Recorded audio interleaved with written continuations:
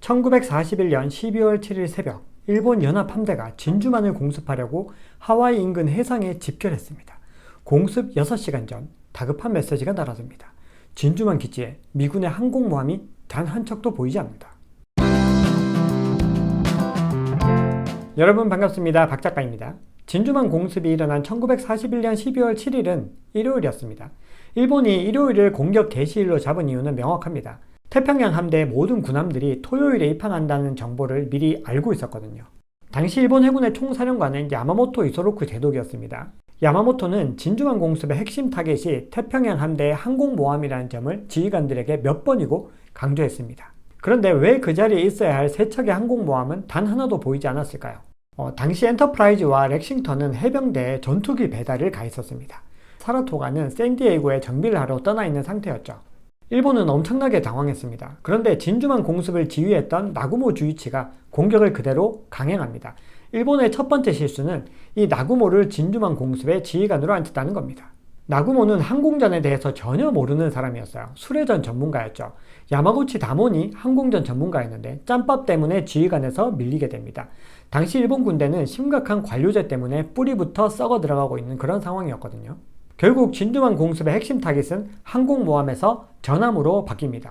공습은 두 차례에 걸쳐서 이루어지는데요. 30분 정도 이어진 1차 공격은 미국 전함을 집중적으로 공략합니다.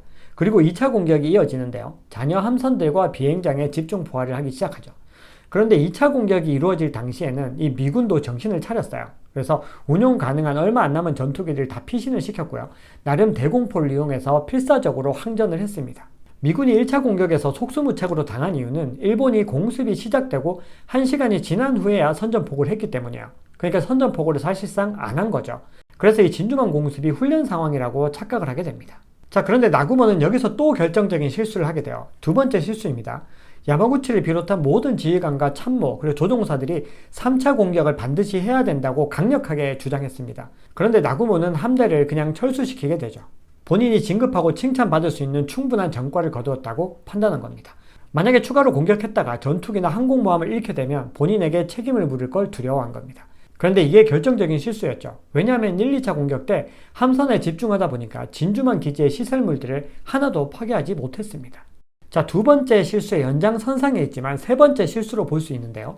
유류 저장시설과 잠수함 기지를 그대로 둔 것이 일본의 가장 치명적인 실수였습니다.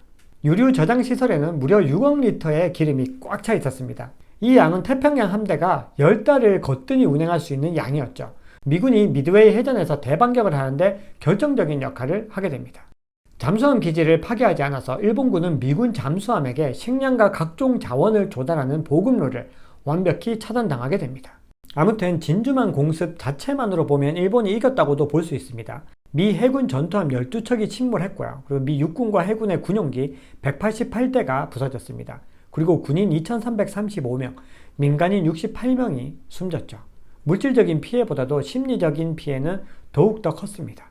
사실 진주만 공습은 미군의 실수에도 결정적인 원인이 있었습니다.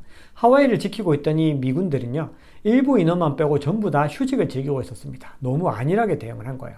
그리고 군용기를 경납고에서 꺼내서 비행장 한복판에 다 모아뒀습니다. 왜냐하면 이게 지키기 쉽다는 이유에서였죠. 결국 일본이 이 전투기들을 한 번에 다 부숴버릴 수 있는 좋은 환경을 제공한 거나 마찬가지였습니다. 하지만 미군은 전투에서는 패했지만 전쟁에서는 완승을 거뒀습니다. 미국의 대반격으로 일본은 태평양 전쟁에서 무릎을 꿇게 됩니다. 그리고 히로시마, 나가사키 원자폭탄 투하와 함께 지긋지긋했던 제2차 세계대전이 끝이 나게 되죠. 자, 오늘 준비한 이야기는 여기까지입니다. 여러분 내용이 괜찮으셨다면 구독, 좋아요 부탁드립니다. 시청해주셔서 감사합니다.